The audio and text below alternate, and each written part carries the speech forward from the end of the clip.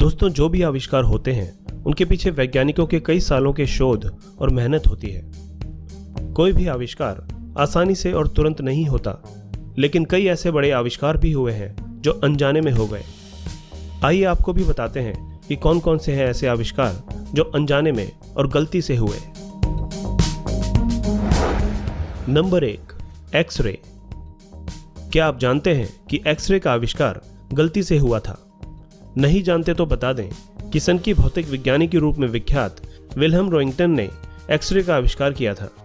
दरअसल Wilhelm cathodic raise tube बनाना चाह रहे थे। इसी दौरान जब लाइट चमक रही थी, तभी उन्होंने देखा कि अपारदर्शी कवर के बावजूद नीचे रखा पेपर दिखाई दे रहा था। वे हैरत से इसे देखने लगे और इस प्रकार एक्सरे का आविष्कार हो गया।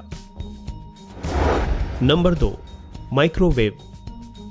माइक्रोवेव का आविष्कार पर्सी स्पेंसर ने गलती से किया था।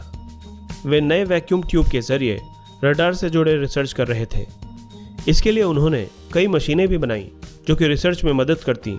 इसी के एक्सपेरिमेंट के दौरान उन्होंने देखा कि उनकी जेब में रखा कैंडी बार पिघलने लगा। वे हैरान हो गए और उन्होंने बाद में कुछ पॉपकॉर्न्स को उस मशीन के अंदर डाला और पाया कि पॉपकॉर्न्स फूटने लगे और इस प्रकार माइक्रोवेव अवन का आविष्कार हुआ। Number 3, pacemaker. पेसमेकर का आविष्कार भी गलती से हुआ। Biomedical engineer John hopes radio frequency के जरिए बॉडी टेम्परेचर को रीस्टोर करने के लिए एक प्रोजेक्ट पर काम कर रहे थे।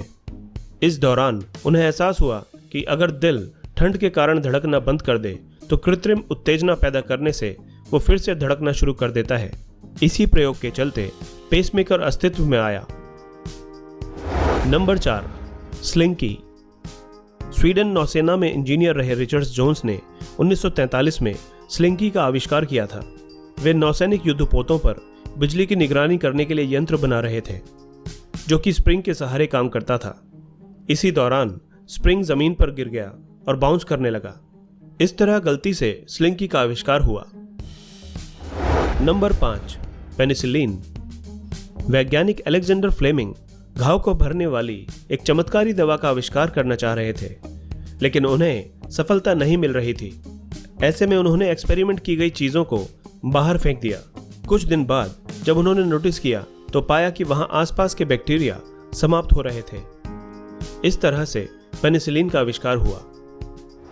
Number 6, Coca Cola.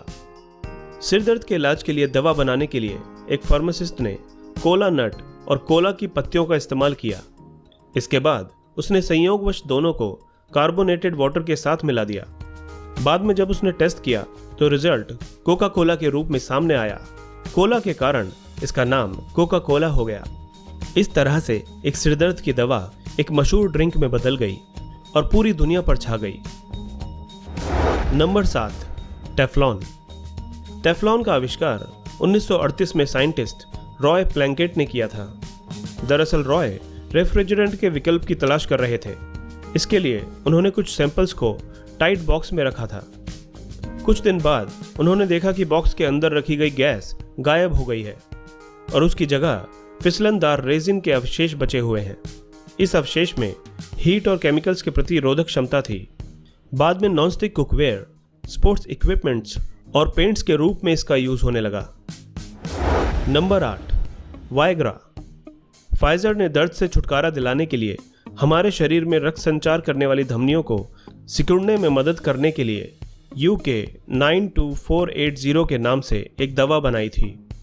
लेकिन यह दवा दर्द से राहत देने में तो असफल रही, लेकिन पुरुषों की यौन शक्ति बढ़ाने में बहुत ही कारगर साबित हुई। इसे वाइग्रा के नाम से बाजार में उतारा गया। Number 9, Velcro. एक ट्रिप के दौरान Swiss engineer George the menstrual ने अपने पैंट से कुछ बीजों को चिपके देखा। उन्होंने पाया कि ये किसी भी लूप के आकार वाली वस्तु से चिपक जाते हैं।